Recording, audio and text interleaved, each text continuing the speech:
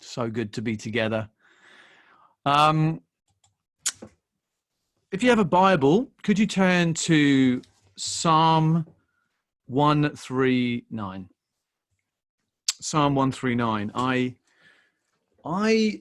think it's fairly true to say, I don't want to over stress it, but I think it's fairly true to say that the world in which we live, in fact, myself included, I think we tend to be more externally orientated, more focused on the outward, on the physical, on the things that we can see and touch and measure, than the inner, than the internal stuff of our lives. I wouldn't say it's always the case, but I think I've certainly seen that in my own life, the older I've got, that I tend to think a lot about image, about physical things, about stuff out there.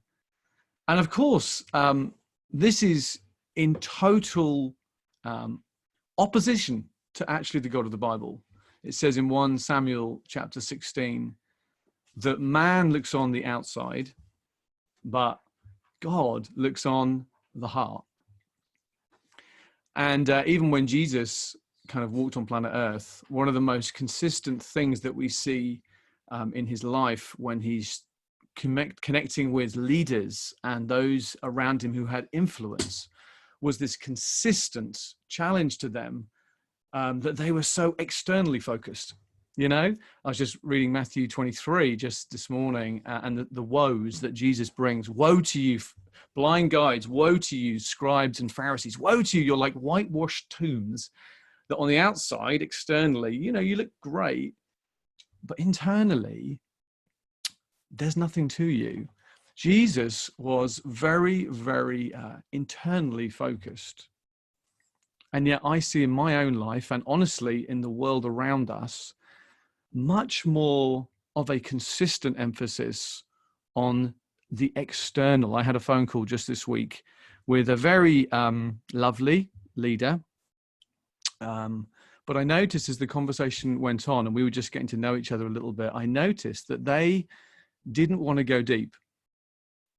I was trying to steer the conversation a little bit towards more like, you know, issues of who we actually are, me and Josie, and what makes us who we are. And I could tell this person, she was very polite, but she actually just wanted to keep it at this sort of surface level all the way through. It was all very polite, but it was all about numbers. It was about sort of processes. It was about timelines, you know, which aren't unimportant.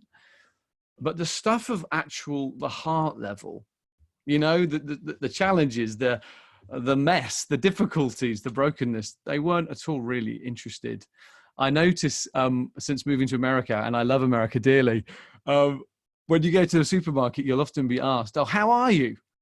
Or words to that effect, which in England you don't really ever get. No, people don't ever ask you that in Tesco's and the supermarkets. And I think at first I kind of was like, wow, I presume they really want to know how Tom Shaw is. But generally they don't. There's not really, you know, if I was to say I'm actually feeling quite depressed today, I'm just thinking about my deep inner issues, that wouldn't really fit. And ironically, I think even being specific about San Francisco, which I think is a city that many who came here in the 60s and 70s, you know, the hippie movement, there was an aspiration for depth. There was a heart for the heart. You know, let's walk away from materialism and those things that entrap us, and let's get to the heart of love and peace. I even think it's somewhere amazing like San Francisco and the Bay, honestly, with the last 10 or 20 years and it being more synonymous with like the tech industry, which you know, there's lots of benefits to that. You wouldn't tend to connect the tech industry with an orientation towards depth. Generally, I think would be fair to say. Many of you are agreeing with me. And so this longing for depth, the God of the Bible is a God of depth, a God who sees the inner more than almost the outer. And yet Tom Shaw, who tends to be much more outwardly focused. We've spent 3 weeks working on a church logo. And that's not bad, you know, we want to get it right, and we will one day soon unveil it. But it's like, man, there's a lot of energy going into a mark, you know, the external. And I think there's a couple of reasons why this was something that Jesus was really, you know, consistently bothered about. I think the first is honestly, it leads to hypocrisy. It does lead to hypocrisy when our lives outwardly say one thing, but inwardly, they're actually totally different. You know, in his great book that we're going to refer to a lot, The Emotionally Healthy Church, Pete Scazzero says, you can be a dynamic, gifted speaker or leader externally in public, but be an unloving spouse and parent at home. You can function as an impressive CEO or pastor externally, and yet be unteachable, insecure, and very defensive internally. You can memorize huge amounts of information and knowledge, but still be unaware of your depression and anger, even displacing it on other people.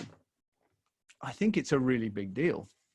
This ancient issue that we have that isn't new, actually, where the God of the Bible lets us know how he feels, and yet for so many of us, we don't ever really focus on that. We're much more about the outer, the gifts, the outer realm, the visible, the measurable, you know? I think it leads to terrible hypocrisy, doesn't it? At times, I see it in my life. I can be such a hypocrite at times. I think the other reason it's such a big issue for us is because it honestly just makes us ultimately totally unhappy. If we don't ever tend to our inner life, and life is all about the outer and going and doing, then I think we start to resonate with many of the descriptions in the Bible about how our hearts can become weary. It says our hearts can become divided. Our hearts can become deceived. It says our hearts can become hardened. It says your heart can become sick. It even says you can lose heart. So it's a huge issue for us. And I think that's the Bible language for saying we can become depressed and anxious and suicidal and moving away from a place that God often wants us to. And so actually, I don't think it's a surprise that a leader in the Bible called Solomon, who had he had a lot going on in his external world. He had quite a few wives and quite a lot of business activities, shall we say. But even he said, do you know what? Proverbs 4:23, you might know this one, say it with me. Above all else, guard your heart, because from it springs all things. It's the wellspring of life. He understood something that I know I often just forget. And as obviously we're in this extremely unusual situation of a kind of a global, lockdown.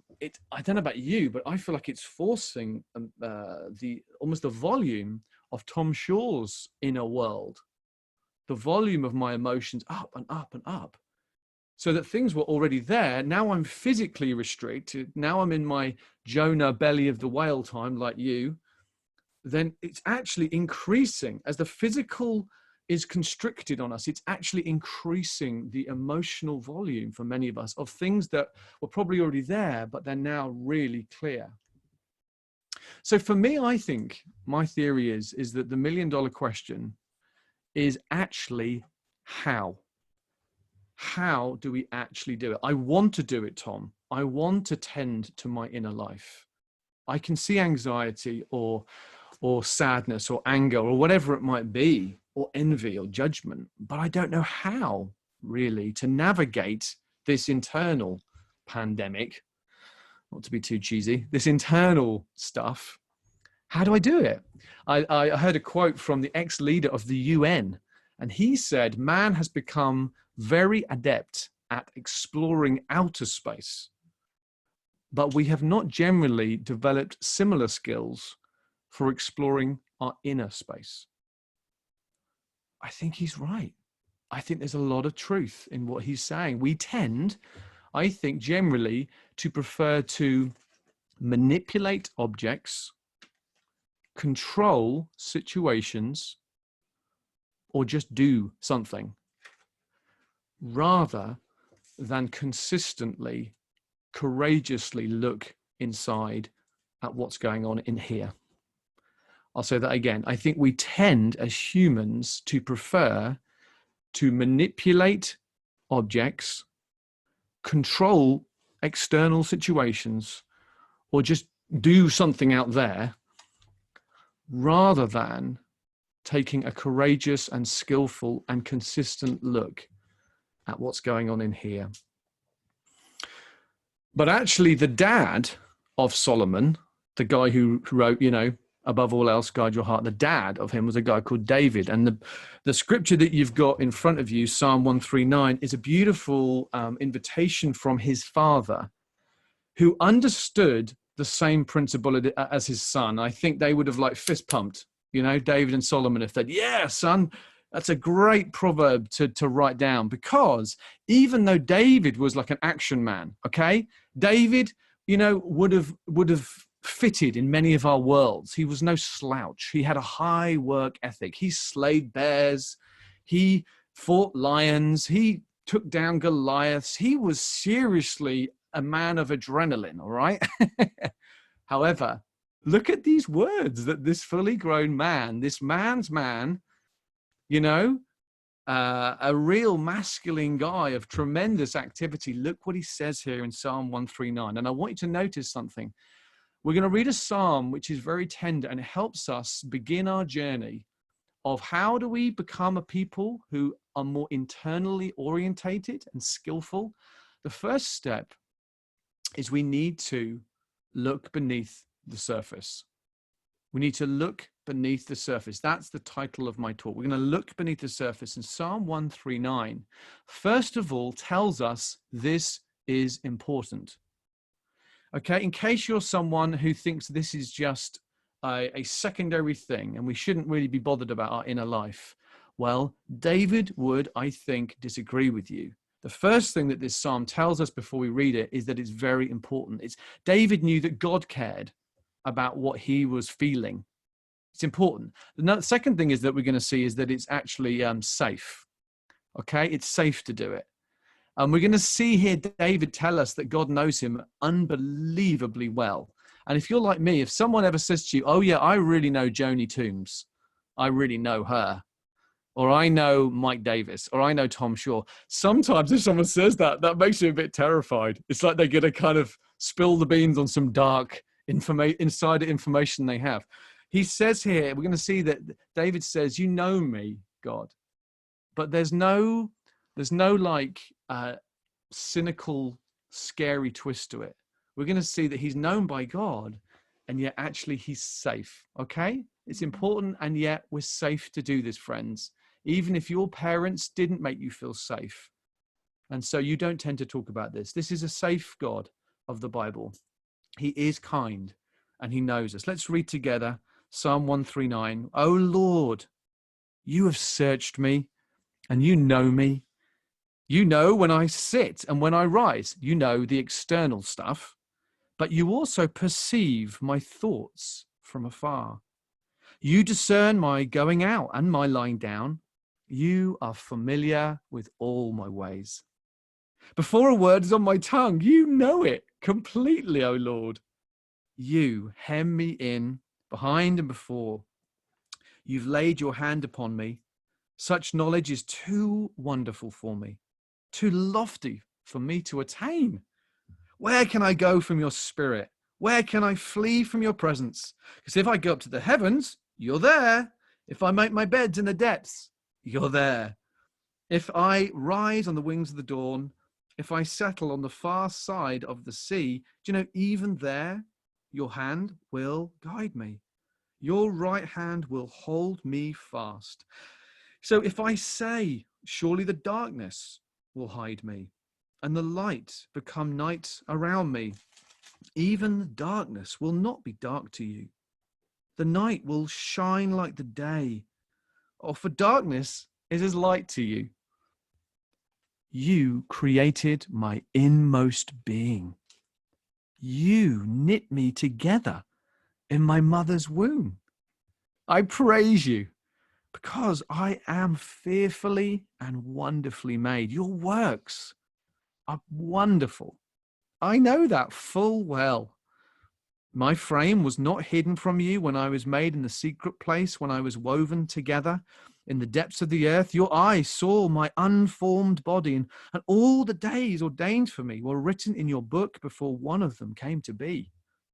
How precious to me are your thoughts, O Lord. How vast is the sum of them. Were I to count them, they would outnumber the grains of sand. When I am awake, I am still with you. If only you would slay the wicked, O God. Away from me, you bloodthirsty men. They speak of you with evil intent. Your adversaries misuse your name.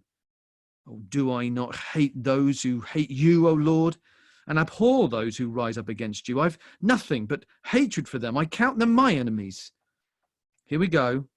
This is where we're going to focus today, these last two verses. Search me, O God, and know my heart. Test me and know my anxious thoughts. See if there is any offensive way in me, and lead me in the way everlasting. Wow, what a psalm.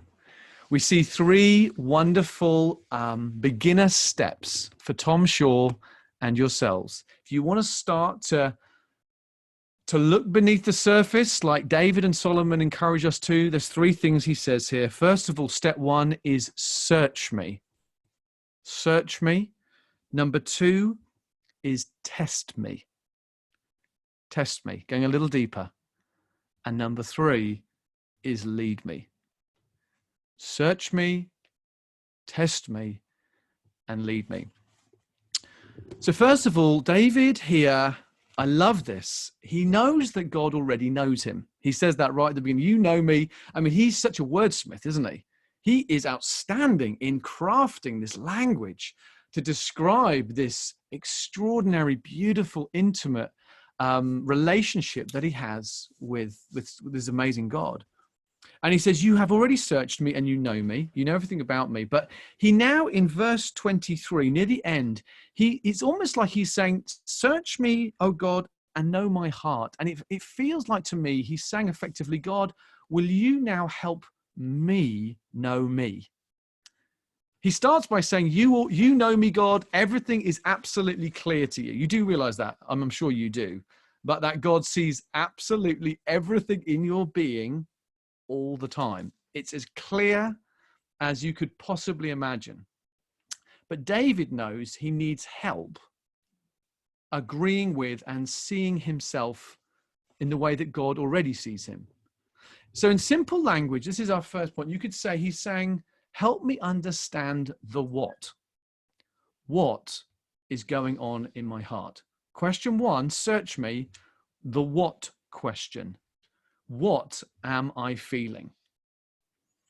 It's really important theologically that you're convinced about what I'm saying, that throughout the Bible, God wants us to know what he feels. So if you look at many of the prophets, Isaiah, Hosea, Jeremiah, they're telling us what God is feeling towards Israel. Isn't that interesting? Just so you know that. God's not a robot God. God is a God who has deep emotions, and he wants us to know what those emotions are. Celebration emotions and emotions of sadness or even righteous anger. When Jesus walked on planet Earth, the gospel writers want us to know that Jesus felt things, that his inner life was not just his private life, but it says, for example, in John chapter 11, when we heard about Lazarus just a moment ago, that Jesus was deeply moved. He was deeply moved when his friend Lazarus died. In Mark chapter 10, when some kids are brought to Jesus and his disciples try and get them, to push them away, it says Jesus was indignant. He felt indignation. And the God of the Bible wanted us to know that Jesus felt that. In Matthew chapter 8, it says that Jesus was astonished. He felt astonishment when the centurion had tremendous faith in him. So I could go on, but I think you get the point. Is what I'm just trying to say is this, is that the God of the Bible is an emotional God. The God of the Bible is emotional, and we're meant to know that. We're meant to be aware of his emotions. Now, why is that important? Because then you see, if it says that humans are made in the image of God, we're a bit like that God, then what it means is your emotions are important. And this sounds rather obvious, but if you're anything like me, it's anything but obvious and anything but easy. You see, some of you fall into the camp of honestly just ignoring your emotions. Sometimes it's a generational thing. Sometimes it's a culture thing in your country. Some countries are very aware of emotions, and some teach us to just basically ignore them, Sometimes we go to the other extreme. Some of us may be those who idolize our emotions. We don't ignore them, but we idolize them. Maybe younger generations. Emotions are everything. And that leads into almost sensuality. Paul warns against that, where you are what you feel. There's no discernment. It's the other opposite extreme. Some cultures are more like that. If it feels good, then it's right. But I think there's a third camp. And this is the camp I noticed in myself, and I think David might be in this camp. It's not that he's deliberately ignoring. It's not that he's deliberately idolizing. It's this. He's ignorant of what those emotions are. It's not that he knows what they are and he's ignoring them. I don't think David was particularly good without God's help at even knowing what he's feeling. See, I am someone, I've realized I have emotions, but I am absolutely rubbish by nature at understanding what they actually are. For those of you who know me, the last 5 or 6 years since I almost burnt out, I was running on adrenaline. I was externally Mr. Action Man, leading a church in Canterbury. Externally, everything looked great, but internally, I was dying. And I ended up developing irritable bowel syndrome without putting you off your breakfast. It wasn't very pleasant. And my inner life emotionally was starting to manifest itself even physically, getting ill. I was lying in bed for days and I couldn't work it all out. Long story short, half a decade later, the summary is it's taken me learning solitude, silence, stillness, removing myself from the hubbub of work life, and 100 other things to teach me to be able to say, oh, I'm actually feeling angry. Oh, there we go. I've actually managed to do it. I didn't know quite what it was, but I'm feeling anxious. I'm feeling worried. I'm feeling fearful. I think often it's actually harder than we think identifying the searching questions of what you're actually feeling. You see, sin, we tend to think of sin that just makes us bad, okay? Sin makes me bad. Listen, sin makes us blind. It blinds us, metaphorically, to what's going on. Most of us are more self-conscious than we are self-aware. Isn't that true? We're so much more aware of what other people think about us than really often what's really going on in here. We're more self-conscious than self-aware. I remember chatting to a friend of mine a few years ago about this book, and honestly, lovely guy, but I could feel his consistent anger just sort of whenever I chatted to him. And I sort of said, oh, so how did you find the book? And he was like, yeah, it's fine. It's all right. It's all right. And I was like, didn't it kind of, trigger anything in you? Didn't you kind of see any kind of illuminating truths? And he was like, no, it's fine. Yeah, it's all good. And I was like, wow, bless you. Bless you. It's like having bad breath. If you have a bad hair day, you know you're having a bad hair day as everyone else does. If you have bad breath, you don't know you've got it. Everyone else does. Everyone else around you like, wow, this guy's got really bad breath. This emotional health stuff is often like the bad breath, is that other people smell it first. They're like, man, does he still not realize how defensive he is, how unteachable she can be, how self-promoting she consistently is? I know it's really embarrassing. Pete Scazzero says the real horror is how easy it is to live in a comfortable, distorted view about your inner life. I think that's really true. I think it's really easy to think that we are doing quite well when actually, for whatever reason, we still are keeping life very shallow. You know, we don't want to go deep. I think partly we don't want to go deep because it takes time. And honestly, many of us are just very, very busy. And you're thinking, Tom, this is all very well, but you know, you're a pastor. You get paid to do this. You know, you don't have a busy life. You just sit around praying all the time, right? No, I know you think that, but I think it takes time. It does. And we're very busy. I think it takes energy. And I think many of us are just tired. And I think, honestly, it takes real courage to do this stuff because it does often expose things that need to be exposed but are not easy. I think also one of the reasons is that there is shame. This is important. There is shame attached to certain emotions. I didn't realize this until recently. It took me a long time to admit, for example, I was scared. So fear, for many of us, has an emotion, has a shame attached to it. I remember walking up the stairs a few years ago and Josie was like, why are you so snappy with me? And for once I actually paused and thought, yeah, it's true. It's actually because I'm scared about something that was happening the next day. And I said to her, it's because I'm fearful about this thing happening tomorrow. Now that doesn't sound like a big thing, but for me to say, this is what's going on, was actually a big step forward, because for me, fear, I don't want to admit I'm fearful. Or anxiety. There's often a shame attached to anxiety. That's another reason we often don't ask the what question. We don't really invite a searching of God, because, you know, I have very frequently woken up in the mornings and the first emotion I tend to feel is a sort of low level anxiety. And I could almost not even see it's there, but I noticed that.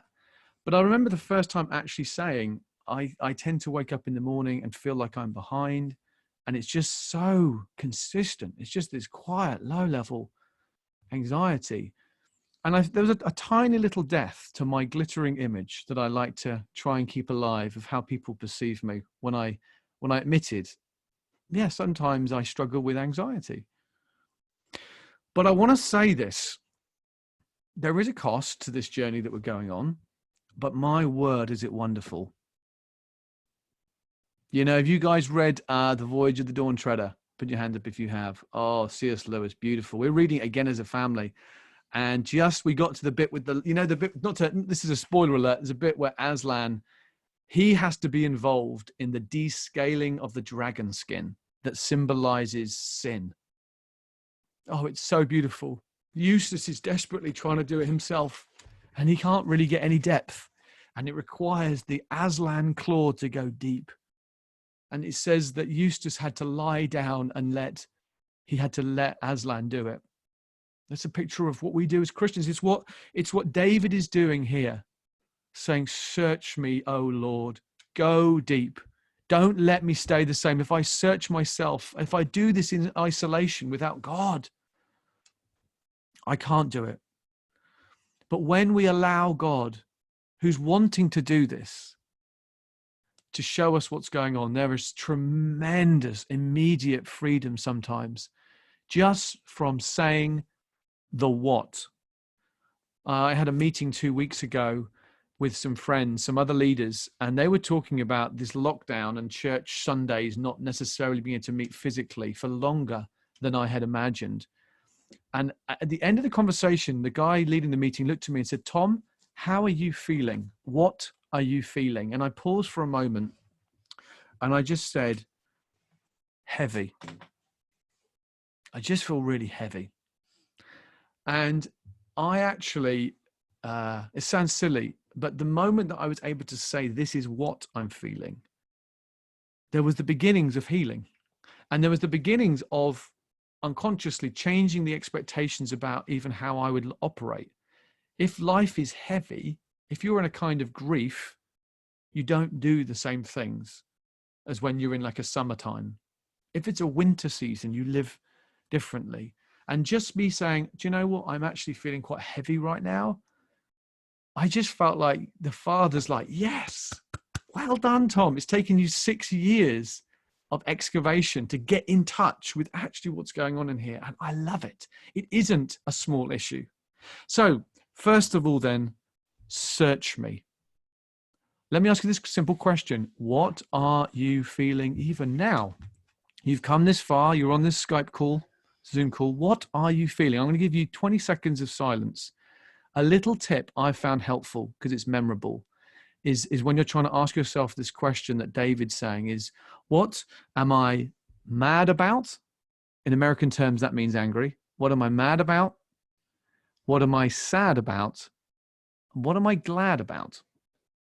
Sad, mad, or glad. There's other emotions you might be feeling. Just take 20 seconds in the silence of this meeting and just ask Holy Spirit, search me and let me know what you see so clearly as going on here.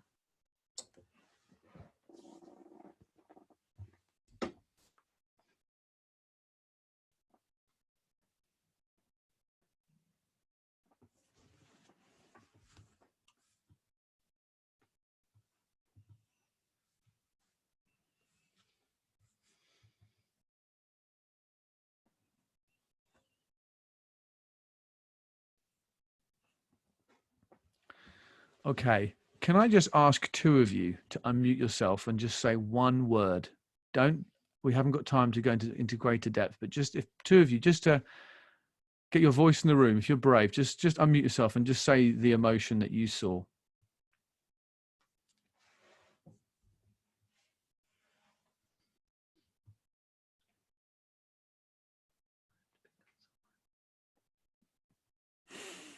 Okay, Jared.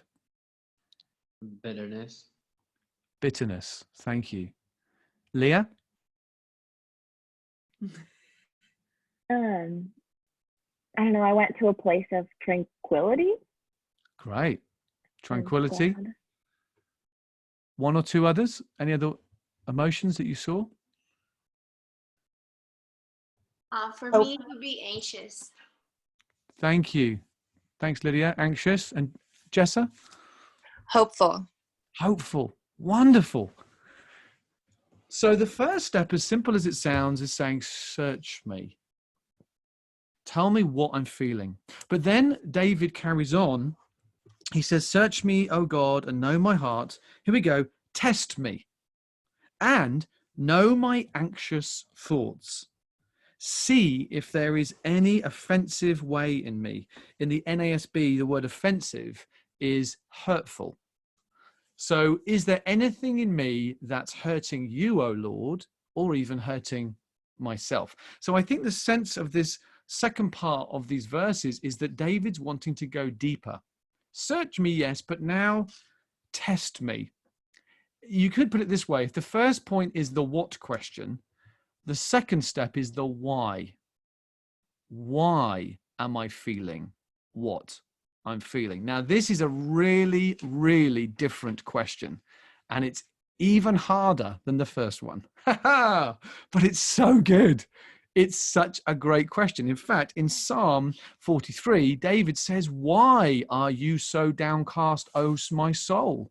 Not just I am downcast. Bravo, David. Macho man knows that he is downcast. He's depressed. Now, let's go deeper. Why? Why? And this is the feel of this second part of these verses. Test me. It's like he knows that God knows why he's feeling what he's feeling. I had a friend who's a very emotionally mature leader friend of mine. He said he'd noticed in his own life, it often took 5 whys to get to the real root issue. I love that. 5 whys before he really understood not just what he was feeling, but why he was feeling what he was. Oh, I'm feeling frustrated. Why are you frustrated? Oh, because there's this expectation I had. Well, why is there that expectation that you had? There's this sense of going deeper that is very, very important. Again, Pete Scazzero, in his brilliant book, he says this: ask yourselves these why questions. Some of you might resonate with one or two. Why am I always in a hurry? Why am I so impatient? Why am I so anxious? Why am I overly concerned that others tell me I'm okay as a leader? Why am I so devastated when such and such tells me after church on Sunday that she didn't get anything out of my sermon? I certainly don't resonate with that one. Why do I dread this meeting today at 2 p.m.? Why am I so flooded with fear?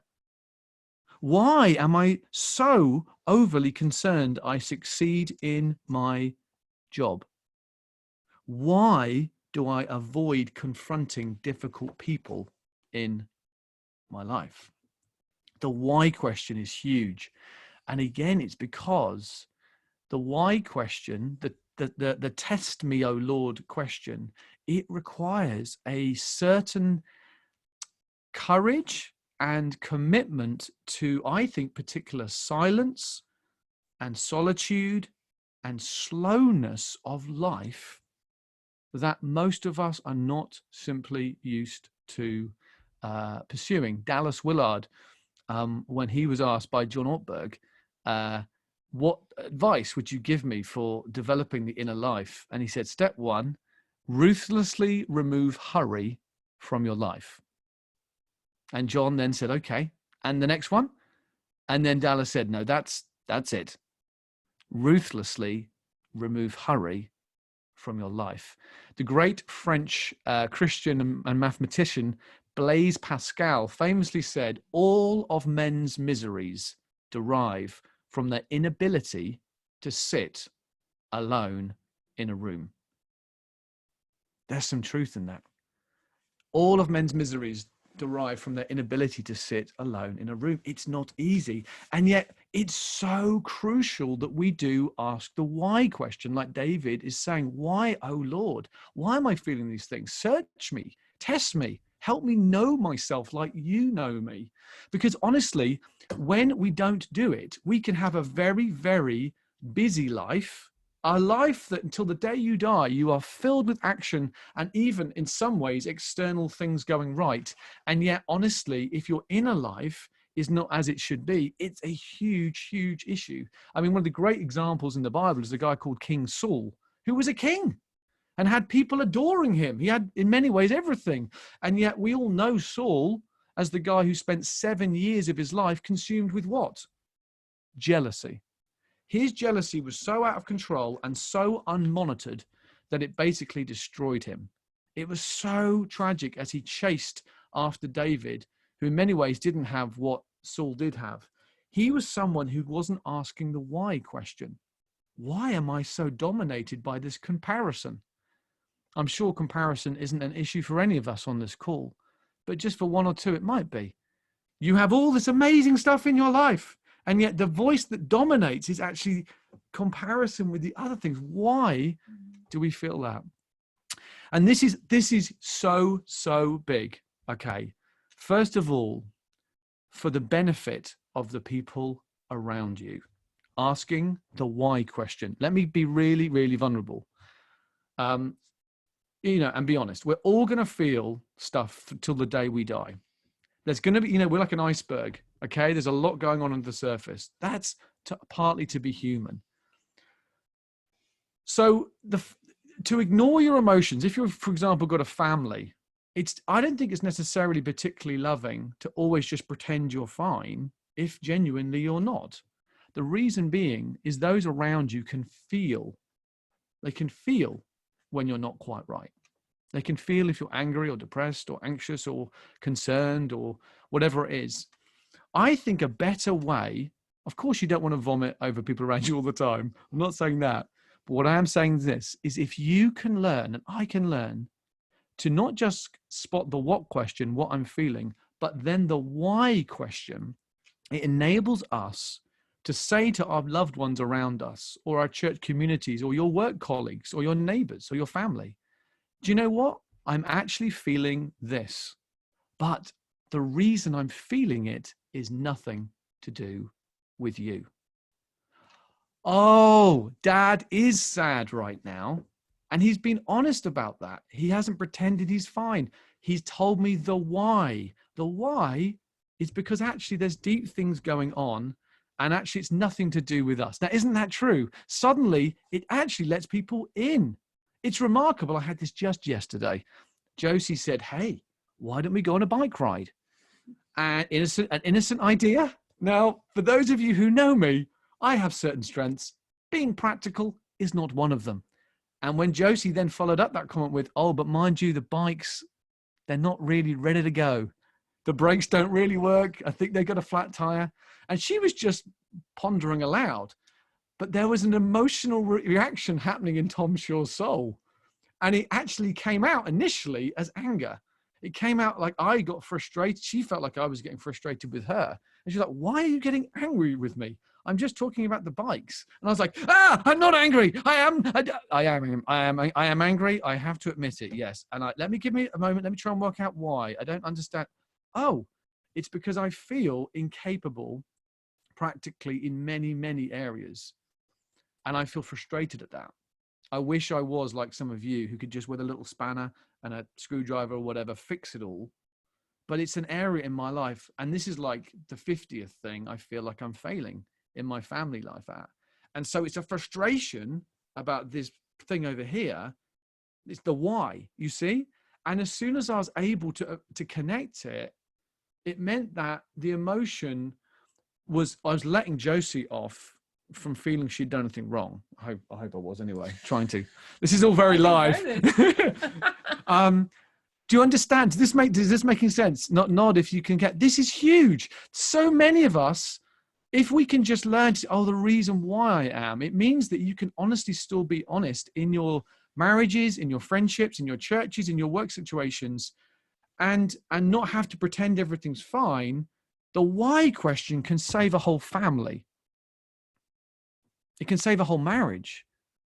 If you can do this, if we can learn to do what David's doing. And the other issue, the other reason it's so important is not just for the sake of others, but for the sake of yourself. And again, this is so important because as you start to ask why you're feeling what you're feeling, sometimes there are emotions that you will be feeling. And honestly, for whatever reason, you may think you shouldn't be feeling them. When actually, you should be feeling them, if that makes grammatical sense. You should, for example, anger is a classic one. When you ask, why am I angry? Now, sometimes you shouldn't be feeling it, right? Because you're getting angry because your pride is hurt. It's true. That's definitely, there's times where I feel really hurt over something and I actually analyze it. And it's because of pride. It's because I had these expectations of grandeur and God's like, no, Tom, you're very average and I love you, but you're just, you're Tom, you're limited. And my anger and my hurt was actually self-inflicted.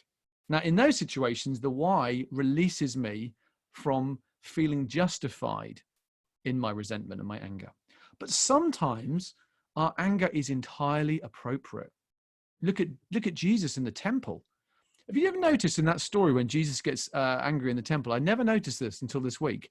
A few verses later, it says the children were playing and they came to him in the temple.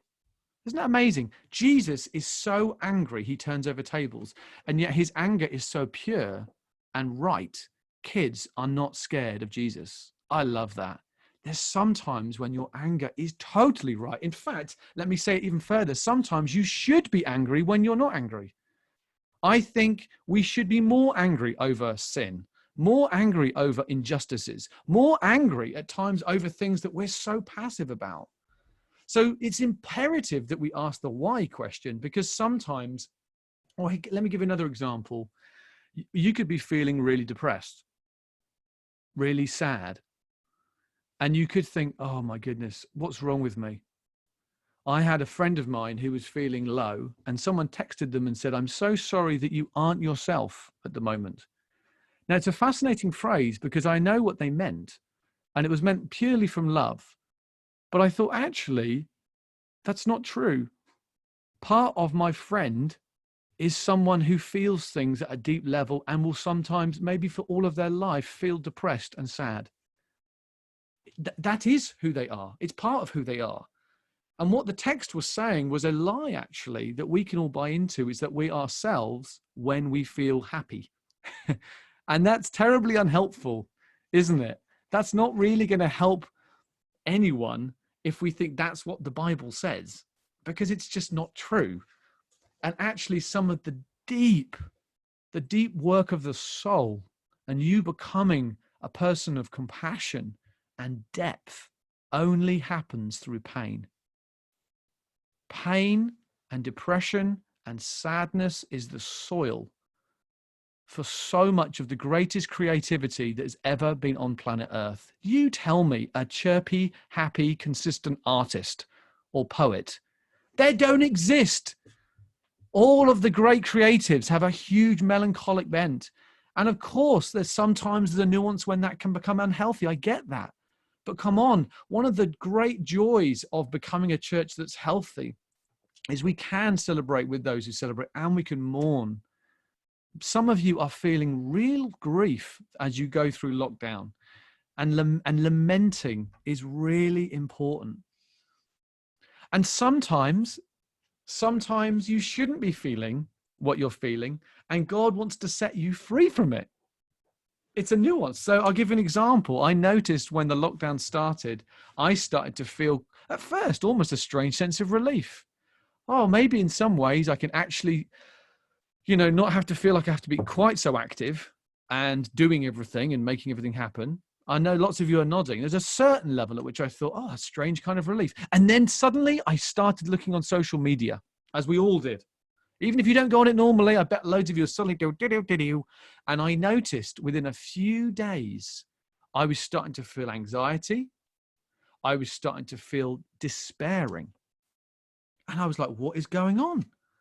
And I realized it was because of comparison.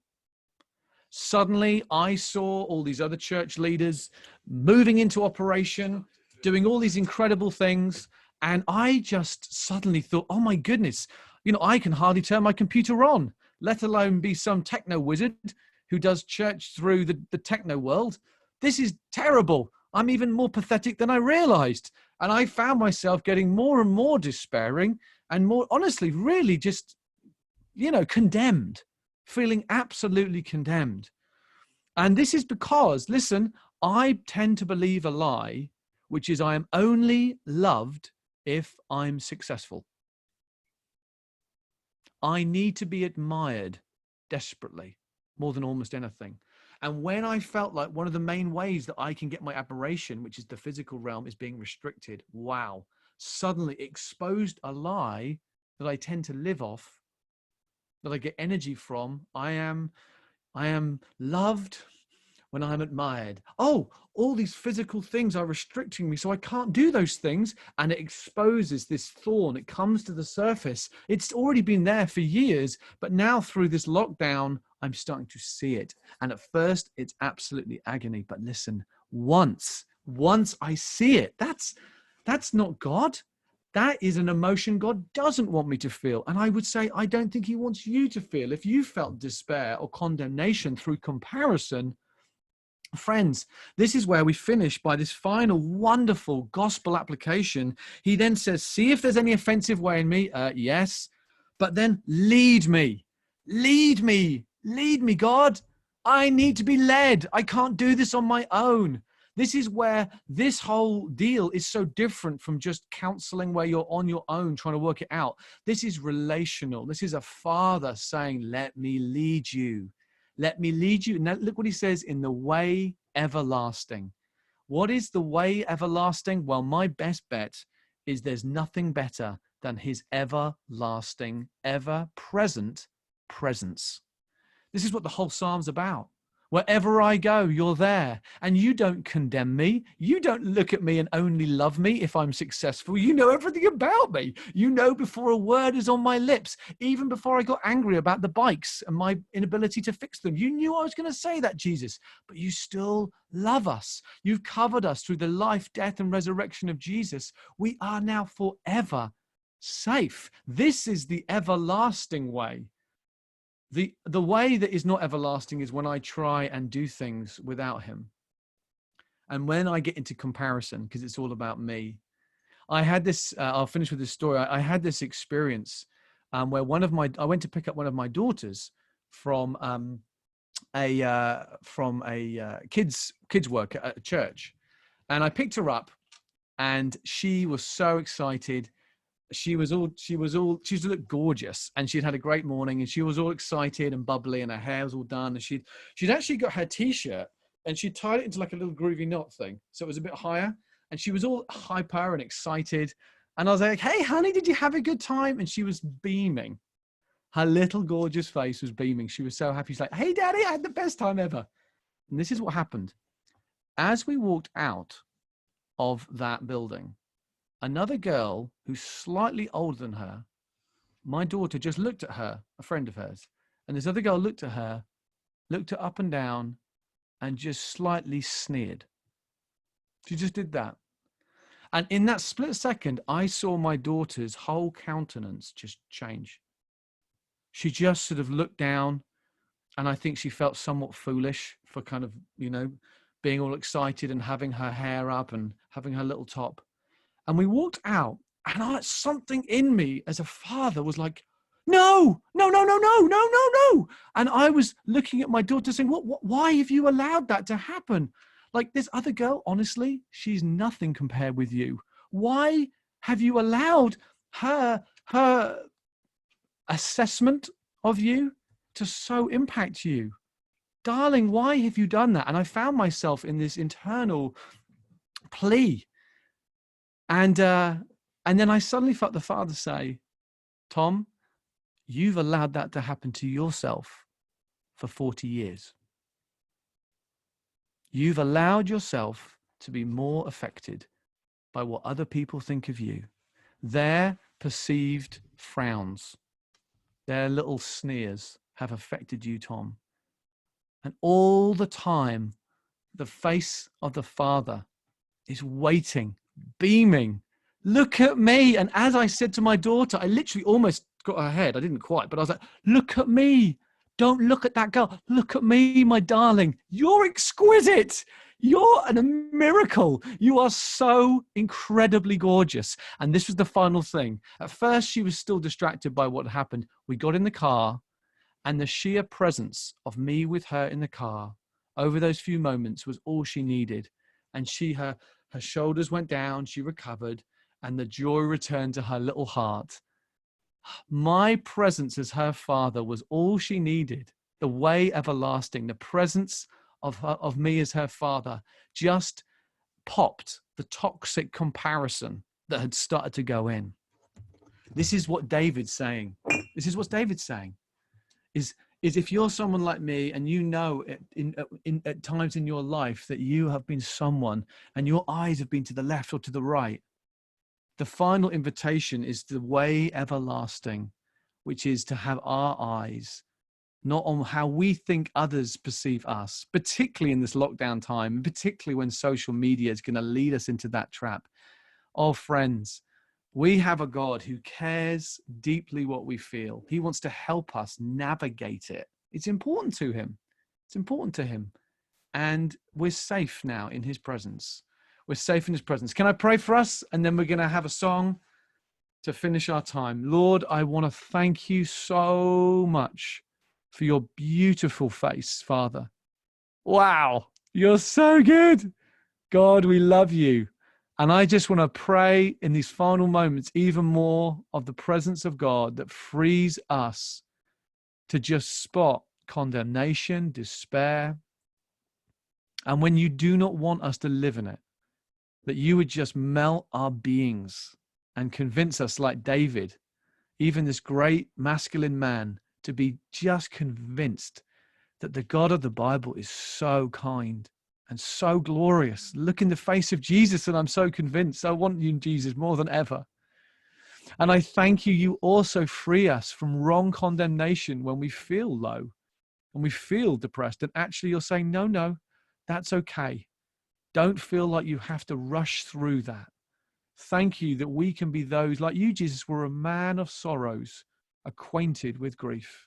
You give us a vision for carrying certain level of pain as well.